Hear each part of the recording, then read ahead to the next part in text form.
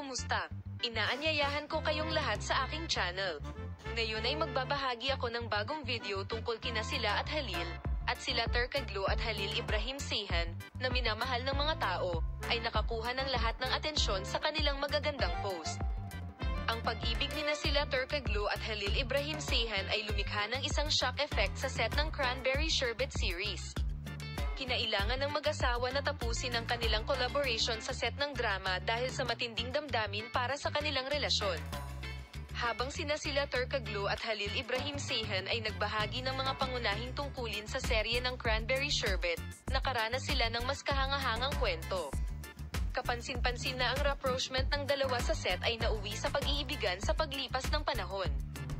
Gayunpaman, ang epekto ng pag-ibig na ito sa paggawa ng serye ay nagresulta sa paghihiwalay.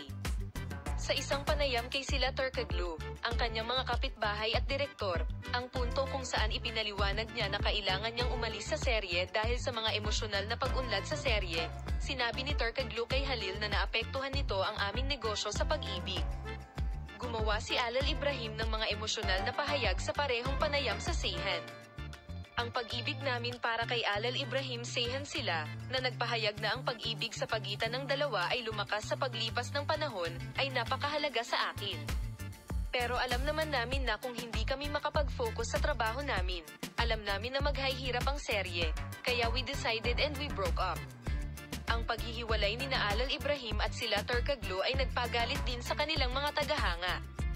Ang nakakagulat na balitang ito ng paghihiwalay ay pumukaw ng malaking interes sa mundo ng tabloid. Huwag kalimutan na sundan kami at suportahan kami para sa balita ng sila Turkoglu at Halil Ibrahim Ceyhan.